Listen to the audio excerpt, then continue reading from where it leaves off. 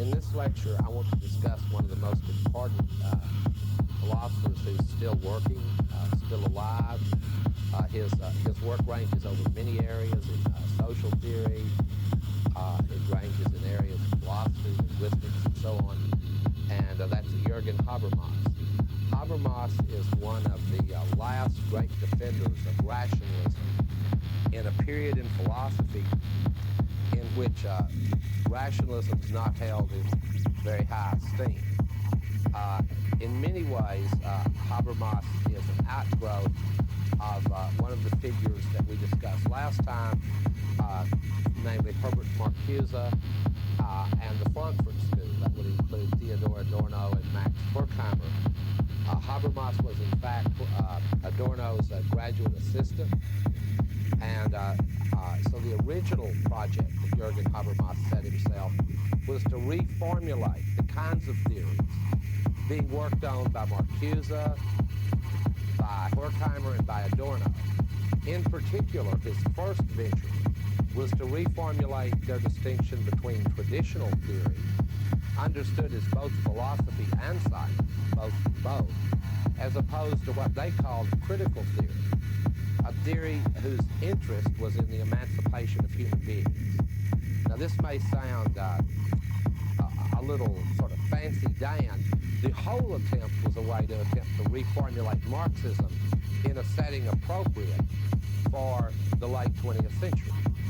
So this is a very important school of thinkers, of which Habermas is, in a way, the last and leading exponent. It's clear, I mean, and especially in his later work, that he's moved a considerable distance away from Marxism. That would be obvious, I think, for almost any thinker in the late 20th century.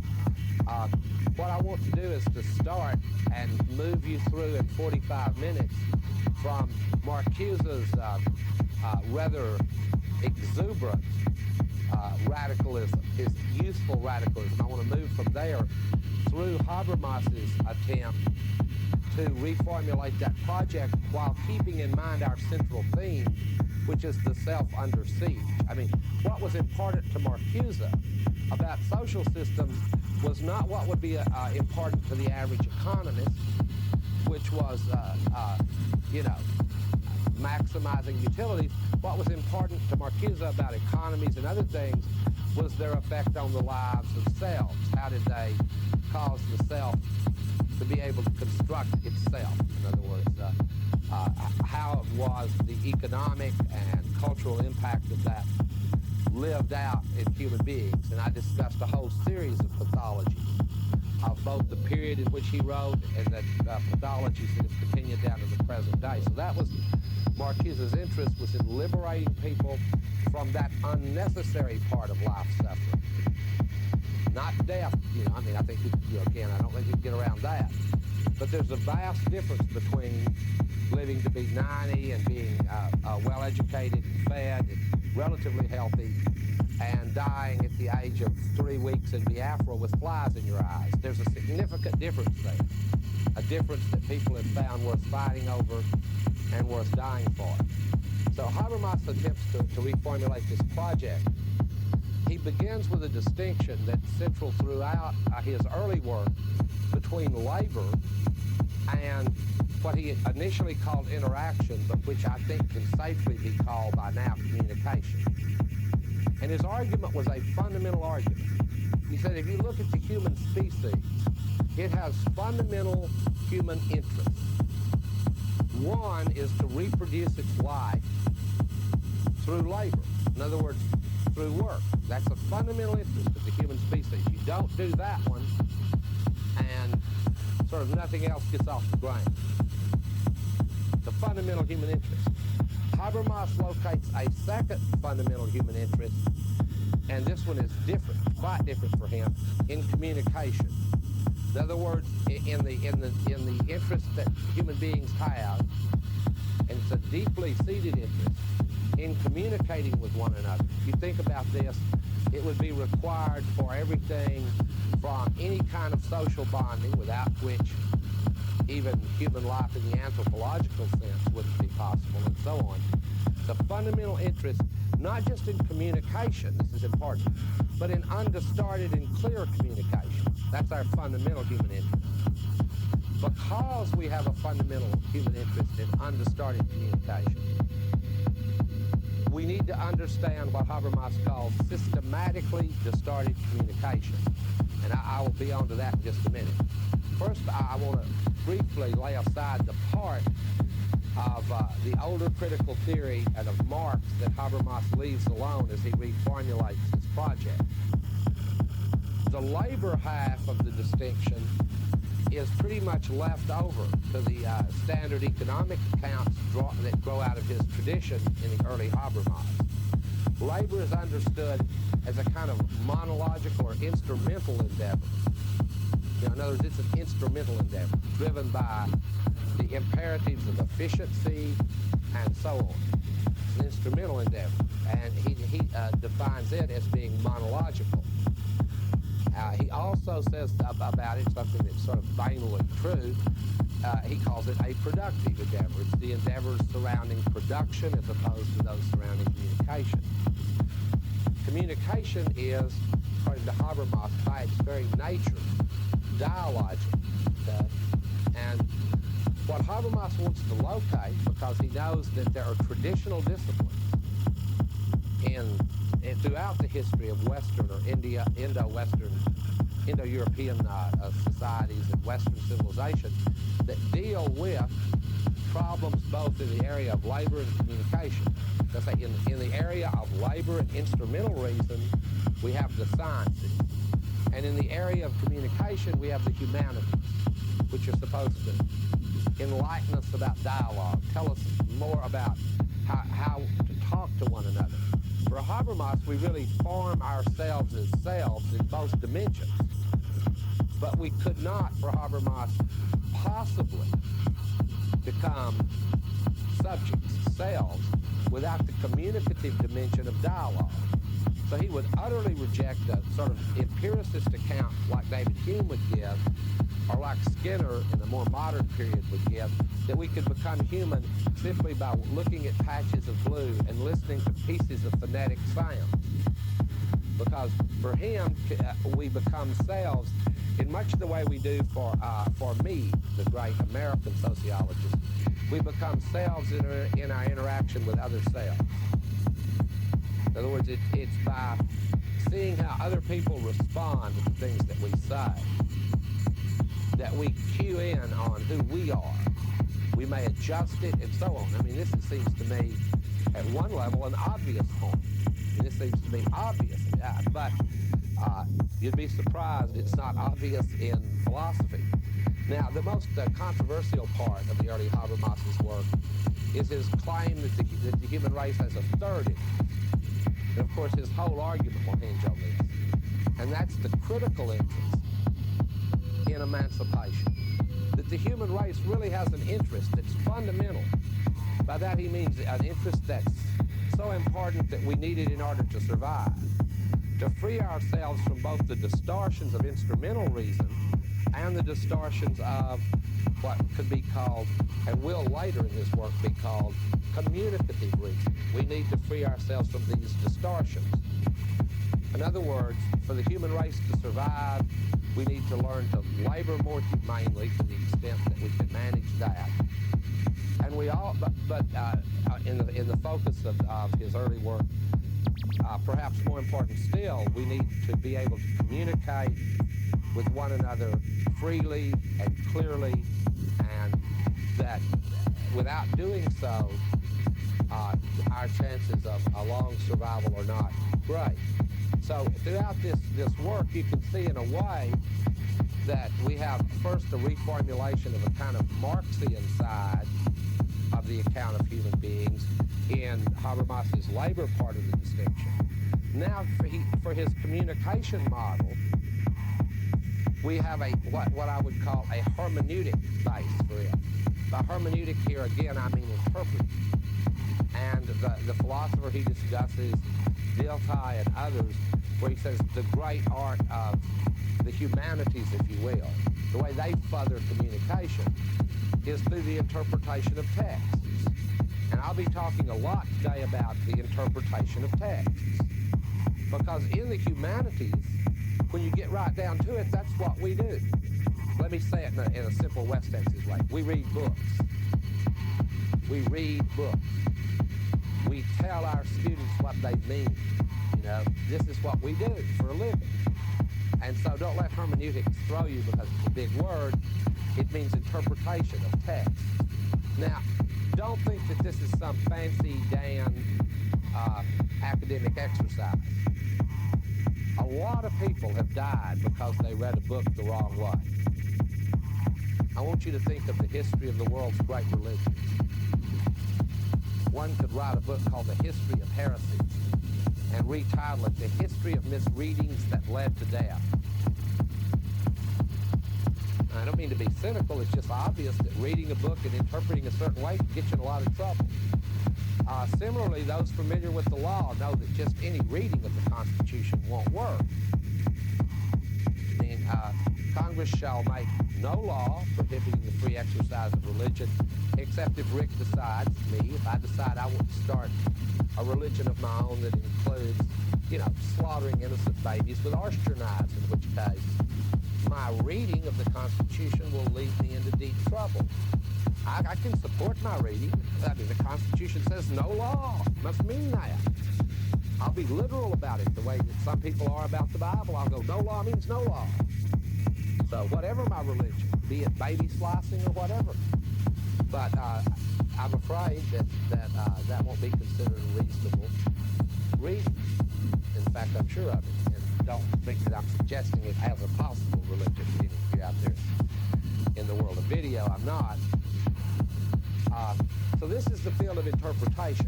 But this is not enough for Habermas to have this field of instrumental reason within which science and technology and human labor advance the world technologically. And this field of interpretation where humanity advances itself through conversations in an ethical and in an aesthetic way. There's a third human interest, and this is, of course, crucial to his argument, because like Marcuse and Adorno, and Marx, and Freud, and Nietzsche, and all the people that I've discussed, Sartre, he has a fundamental interest in human liberation, the liberation from unnecessary constraints to our freedom and to our full development. So he wants to show where that interest lies and where does it come from. Well, he looks around and he can find only one model, and it's unsurprisingly Freud, because in a way, when you reformulate these things, you always sort of seem to fall back on the earlier models in one way or another, updated, jazzed up in some way. So the model he uses for distorted communication, that corresponds to what Marx called ideology. Those remarks that we make that reflect the interests of classes other than the ones we belong to. Those remarks that we make that are shaped by that truism of Marx to me, which is that in every age, the ruling ideas are the ideas of the ruling classes. That to me is just a truism. It's not even a theory. And I think any fair reading of philosophy will bear it out. In every age, the ruling ideas are the ideas of the ruling classes. If you read the Nicomachean Ethics by Aristotle, it has independent interests, but basically it's a handbook on how good Athenian gentlemen should be good Athenian gentlemen. I mean, that still's interesting, because people today would probably be better off behaving that way, but what the hell, it still shows the ruling interest and so on. Now, according to Habermas, what replaces ideology in his model is what he calls systematically distorted communication. He doesn't give many examples. This is a really bad habit German philosophers have, to make complex arguments and then not give you a damn example one, so you're just lost wondering what was he talking about. Well, I think he has in mind blocks between communication that, for example, you're having a trade union meeting. Let's use solidarity for an example. That ought to tickle people in America.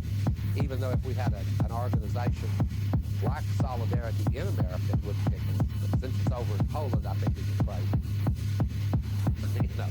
Trade unions one of the funniest things I ever remember is Reagan praising solidarity, and then I thought, well, I wonder how he'd like a trade union that large in this country with those kind of demands. I don't think he would have been praising them. But in any case, let's talk about a dialogue among them. And it doesn't have to be otherworldly. It can be the kind of dialogue you could have among any trade union as well. You know, it's a right to work state, so we don't have a chance. Well, for Habermas, this falls under the model. He wants a systematically distorted communication because it's sort of a flat statement. It cuts off debate, you know, and debate needs to go on. Moreover, it passes that famous test of ideology. And that's when you ask yourself if what you believe is in the interest of other people for you to believe it. In other words, I always suspect a belief if I hold it. And I go, well, you know, the very powerful would love for me to believe that. Maybe I should rethink it because I don't know exactly where all my ideas come from. I have an idea many of them come from the people who control the means and the dissemination of information and communication. Okay, so he looks for a model where systematically distorted communication is overcome, and he finds it in Freud's practice of symptoms, of removing symptoms in the situation between an analyst and a patient. And in that situation, what you get is not an interpretation. In other words, the patient doesn't say something, and then Freud interprets it, right? The patient just babbles on and on and on and on and on. This is not a normal interpretive situation. There are a couple of differences. Unlike trying to read a text, it's a situation where the goal is practical. In other words, it's to cure the person, to make them stop having the symptoms. So it's got a practical goal. Interpretation frequently will not. Another difference that is very important for Habermas is that Freud succeeded to a certain extent in developing a practice that did remove blocks to communication. Okay, you have your patient babbling away, sort of the talking cure style of revolution is what we've got going here. You have your patient babbling away, and the only way you can bring this analysis to a conclusion is when the therapist intervenes, presents a possible interpretation, but it will not work until what happens? Both parties agree to it. In other words, it won't be your analysis until you go, yeah, I keep biting people because, and then you go, and when you and the therapist agree, you have then all the sort of confirmation that your previous behavior and or communication was distorted. It is distorted. Now, that's the model he wants to work with, and he thinks we have an interest in removing these distortions to communication so that we can have what Sidney Greenstreet calls in the Maltese Falcon, clear speaking and plain understanding. This is a good. This is something civilization needs. Well, this forces him to another level of argument, of course, because if what you want to remove, as opposed to ideologies, or if what you want to counter are ideologies, if instead of that you've reconstructed this as systematically distorted communication, the next question someone may ask you is this: what in the devil would undistorted communication look like? In other words, now you need some kind of account of communication undistorted. The reason is that our communication is nearly always distorted. Have you ever noticed that? Take a transcription of any conversation and you'll notice there are gaps in it, misspoken words, misunderstandings. The materiality of language is filled with these anomalies and with these mistakes. And I even have to say along the Freudian dimension, sexual jokes and so on. Many sort of what you call distortions of communication appear along other dimensions besides just the dimension that would reflect on human life itself. Many other dimensions get distortions as well.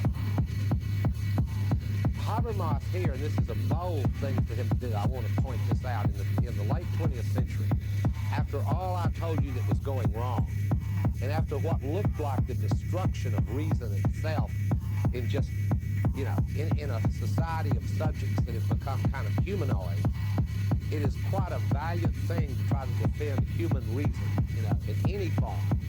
And he does try to do so in this limited form. He wants to mark off a sphere of undistorted communication that can serve as the basis for a concept of what he calls communicative rationality. Now, before we get into that argument, I want to explain why he does that, other than what I've already said, other than the reasons internal to his early work. He wants to do it to untangle the entwinement I talked about last time between enlightened thought and barbaric action that we've seen since the history of modernity. In other words, we've seen on the one hand people making these individually monological instrumental decisions based on instrumental reason, leading to these horrible paradoxes. And for Habermas, the trick is not to give up on modern life. It's not to fall beneath the level of civilization reached by capitalism. The trick is to disentangle enlightenment from terror, mythology, and barbarism. That, clearly, we haven't succeeded in doing in the 20th century. That's why I spent a lot of time in the first 4 lectures discussing, or sometime discussing, the experience of fascism and its effect on the earlier thinkers we talked about. Because fascism was the proof that enlightenment and technology had not led to the liberation of human beings as the great philosophers of the Enlightenment thought it would. Instead, it had led to Dachau, and this was not its destination.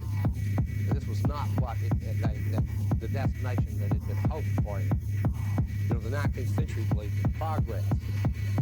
Adorno once cynically remarked, there is no history that leads from slavery to freedom, but there is a history that leads from the slingshot to the megaton bomb.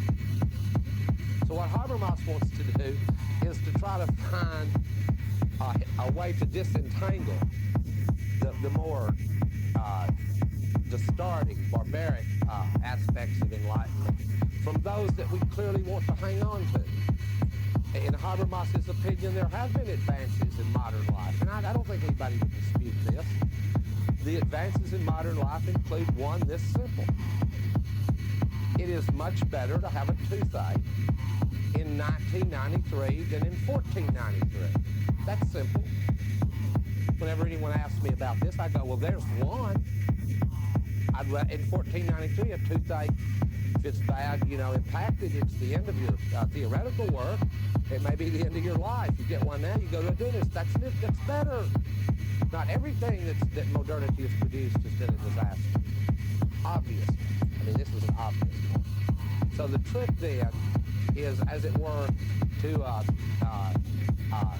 not throw out the baby with the bathwater, not throw out the advances of modernity when we are in the process of trying to clear up this distorted communication forms and these distortions to people's ways of life. Okay, that's the trick. So there's a lot riding on his argument concerning systematically distorted communication. Well, Habermas holds, and this is the rationalist thesis, this is the Enlightenment part, that the sentences that we utter, even from an early age, have, as it were, built into them the desire for consensus, for mutual understanding.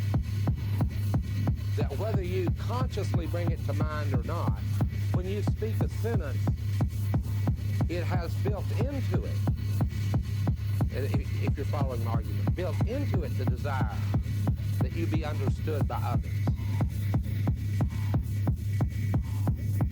In other words, it has the critical impulse already built into it. That impulse that you communicate with that other person if they're from a different class, if they're from a different gender. You know, I mean, this is difficult. Men and women talking, different class, different race, different ethnic groups.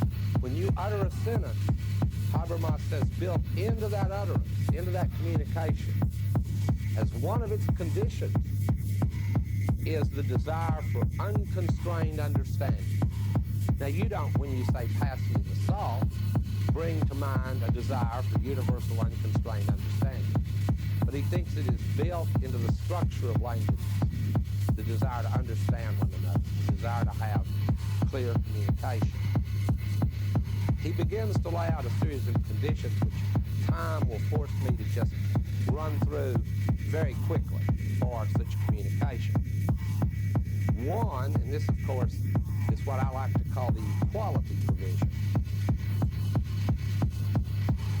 Understarted communication would have a symmetry condition.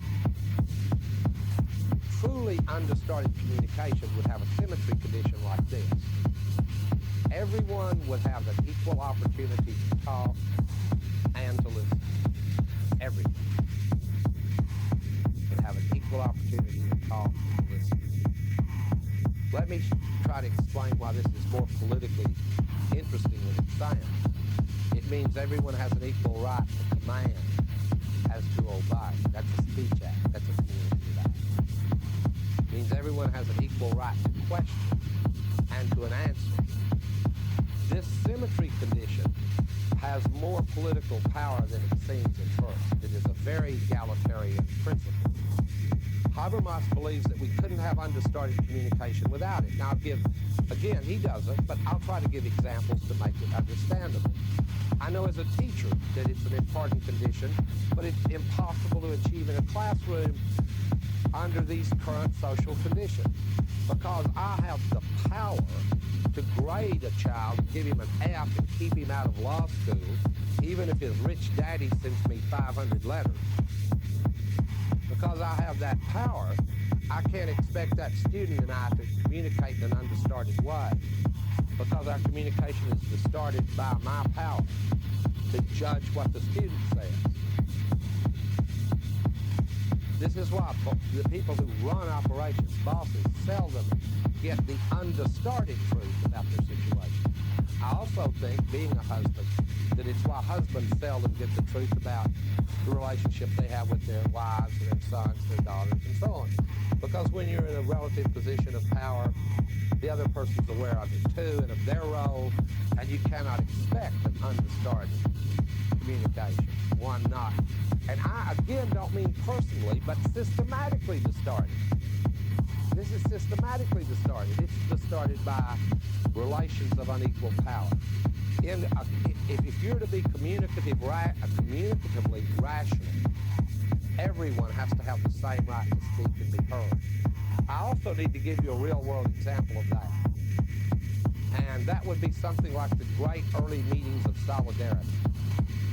I mean, Lech Walesa recognized people, but anybody could stick their hand up, union member or not. That was when they had crossed the line into a total revolution. And Lech Walesa, sure, he was recognizing people, but everyone had a right to do that. And it wasn't always him either, even though that was what was presented in our media.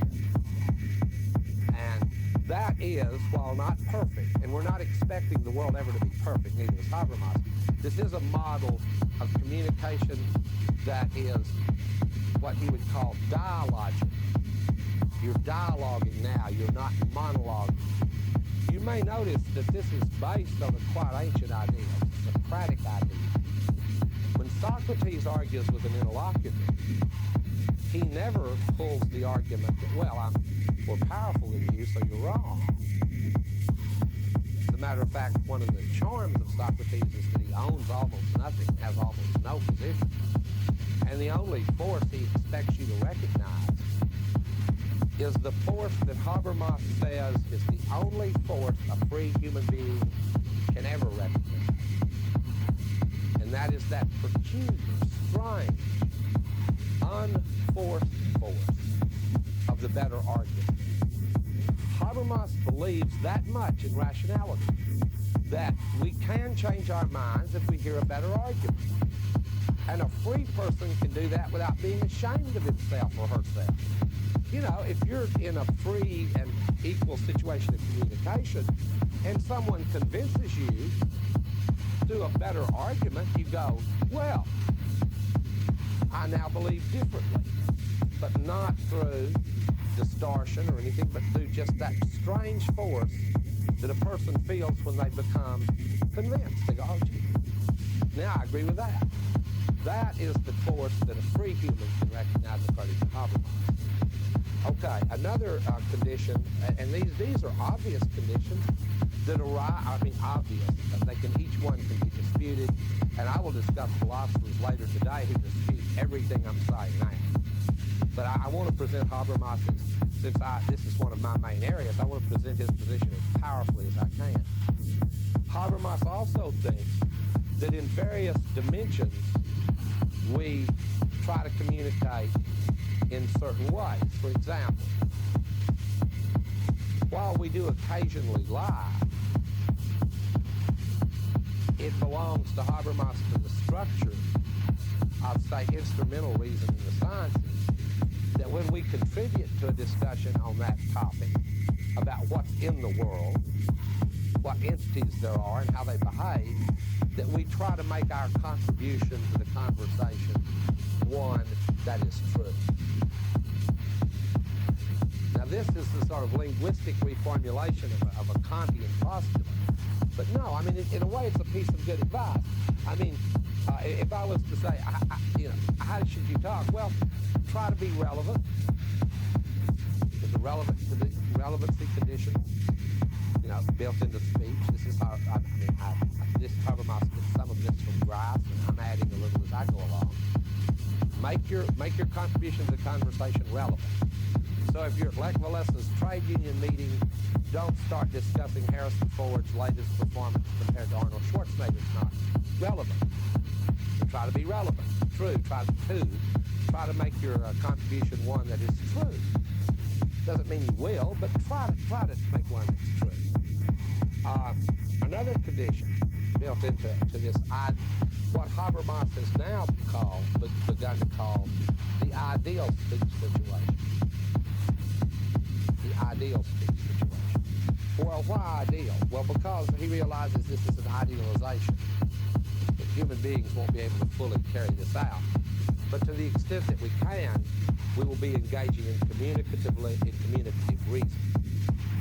Try to be relevant, try to make your contribution one that's true, and and this is obvious to me too, try to make your contribution one that's sincere. When I think about that, I always think about an article written in philosophy that is a brilliant article that would be praised by all my colleagues, but it ended with the sentence, oh, by the way, I'm only joking. In a way, that one sentence would undo the whole article. I mean, it would be like, no matter how good the article, someone would go, well, what a joke. I mean, this guy's a, no. The idea here is that when you contribute to what's called a reasoned conversation, that we expect, humans expect the contribution to be a sincere contribution. And let's see, the final one is a moral condition. And that's that we expect that you try to make your contributions to language ones that advance the cause of what is right. Now, there's no theory here of right other than the ones that you've just heard in the communication theory itself. It would be wrong to be insincere. It would be wrong to, lie. It would be wrong to violate the symmetry condition. It would be wrong and so on. In fact, this is a quite thin moral theory, but come to think of it, when we tell our children, look, you ought to do this, what stands behind our ought is something implicit in language. Namely, that our children can depend on us, sincerely telling them a moral truth. This is what, before, earlier when I said we don't learn moral theories from philosophers, I didn't mean in this sense Habermas is talking about, because we do learn it in this sense. Habermas means that when mothers tell their children or fathers don't lie, they mean it. It's not distorted. They mean don't lie or don't whatever. This is the ethical, as it were, dimension of language. Now, he doesn't want us to confuse these various spheres. They all interplay in language. But for Habermas, and this is a position that goes back to Kant, these each represent different practical areas. Science, morality, art, and even religion all represent different value spheres. Each one will have certain conditions that will be much more important in it than in others. In the scientific sphere, truth conditions will be most important. In the ethical sphere, the conditions for what we ought to call rightness, or how one ought to behave, will be most important. In the aesthetic sphere, sincerity conditions, Habermas says, are important, mainly because he wants everything to fit. I'm not sure that's true about beauty or not. I'm not sure we want the beautiful to also, our communication about it maybe shouldn't even be sincere. But these things need to fit. This is a German theory that needs to fit. Okay. Well, it looks like we've replaced Marx now by ignoring the economy, which wouldn't please any of the coal miners in West Virginia. Tried to replace it as a way of understanding ourselves in the world.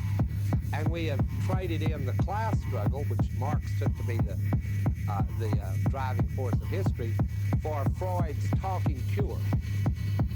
Well, there's some obvious criticisms raised by young Turks like myself in the early phase of his work, namely that the class struggle is not psychoanalysis writ large.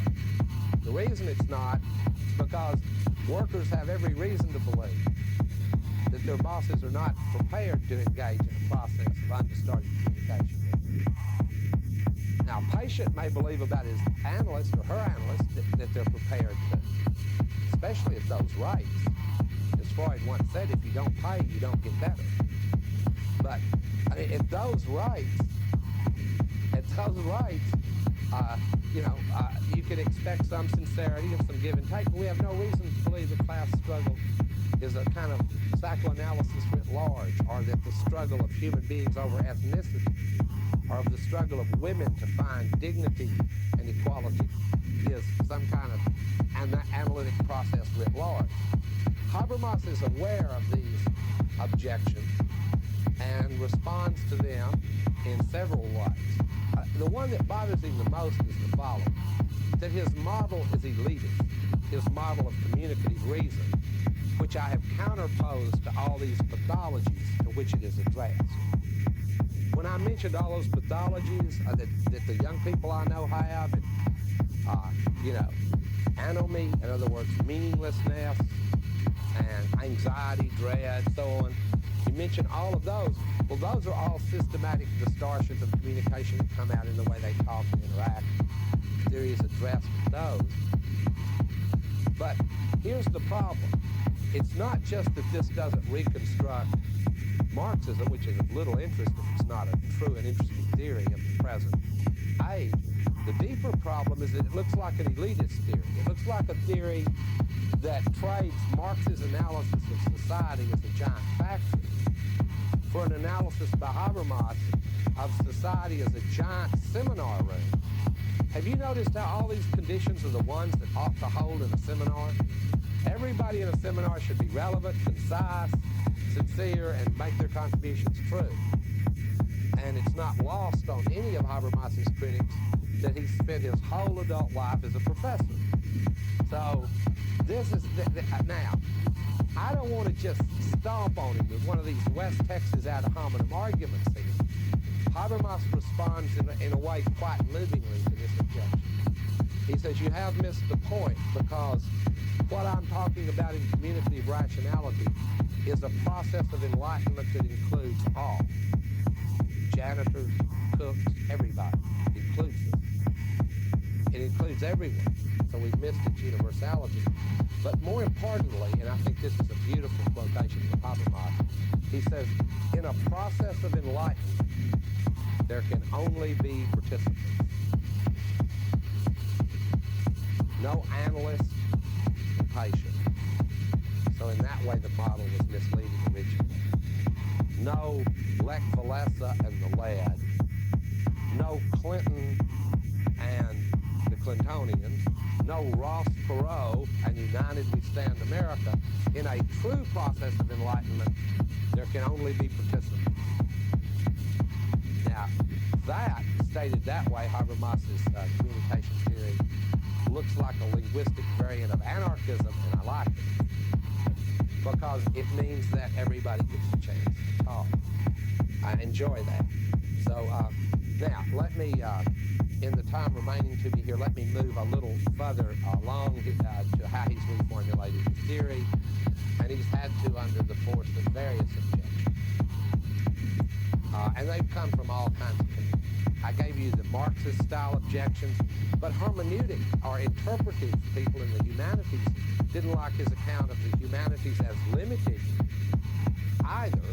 In other words, they didn't like that account as it limited to a single interest, because they pointed out something that's come up in here several times, and that's that the sciences are also interpreted.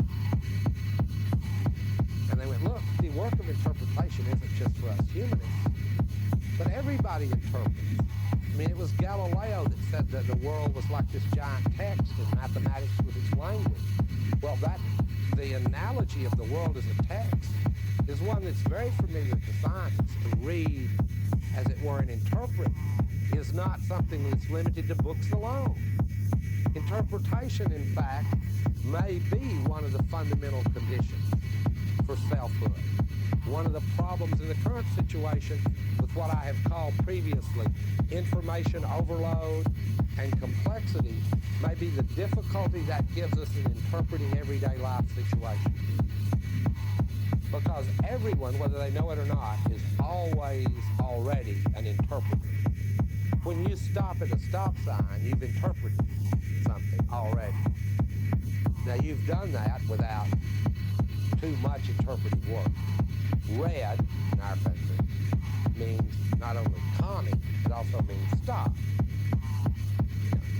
Red means commie to me, commie, anarchist, hippie type scum, but it also, when it's a light, means stop. Acts of interpretation go on constant, all around us, in all forms of conversation. There's, as it were, in our encounter with the world itself, we see some smoke down the road. We have to interpret it. Is it a wreck? Do I need to go another way? People who've lived together a long time and think they know each other well are still constant interpreters. My wife will see a certain look on my face, and it's interpreted. And I don't think correctly, but she just goes, and then we're off on something, you know? But I mean, this shows the ubiquity of interpretation in human life. I mean, in a certain way, one of the characteristics of what the self is, and one of the reasons it's under siege, is we're interpretive beings. And now, by the late 20th century, we're in a situation where interpretation has never been more difficult. Never been more difficult. I can name artifacts that we've developed technologically that are almost completely closed to interpretation, and I'll name one, although we attempt to interpret it. Television. Television tries to interpret itself to us, bypassing the upper brain functions and directly feeding into our minds. This is why I said off camera between classes that Orwell was a pied optimist. 1984 arrived in sort of the early 70s, and Orwell's vision of a horrible future, which was a boot stomping on a human face forever, is a utopian image because he assumed there would be resistance and human faith, both of which may turn out to be false. So, I mean, 1984 is not a book that scares me anymore. I mean, it's again, I know that last time I outrageously said that Herbert Marcuse was the Norman Vincent Peale of the 60s. And now this time I've been forced to say that Orwell was an optimist. You know, a sort of my corollary to his little cautionary tale. Well, in the face of all this, I think that the tribute I want to pay to Habermas, and what interested me about Habermas's work was to try to defend reason in spite of all of these things that I've said. You may notice that I gave an account of cynical reason, but I didn't give you an account of how I might stand vis-a-vis it, and I've said a lot of cynical things. Well, what I admire in Habermas is the attempt, without being a complete idiot, to try to develop an account of reason that runs against cynical reason. It does say to us, we can speak to one another. We can have processes of enlightenment. We can learn to say what is true to one another. Now, it is true that this is endangered in ways that he didn't discuss in his early work, which he does in his later. His later work, especially a very large book called Theories of Communicative Action, Habermas once again returns to the attempt of defending this idea of communicative reason, and he adds many more problems to it.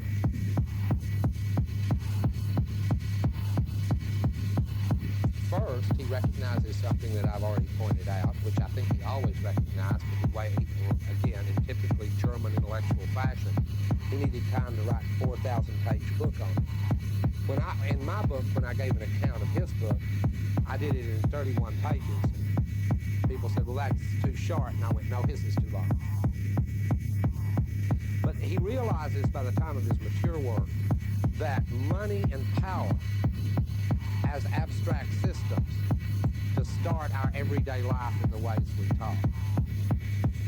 And that those systems will have to be, as it were, harmonized before we'll be in a position within which it will really be possible to speak to one another face to face. And I hate to be quasi-theological, but perhaps if we could do that, then we wouldn't see through a glass darkly.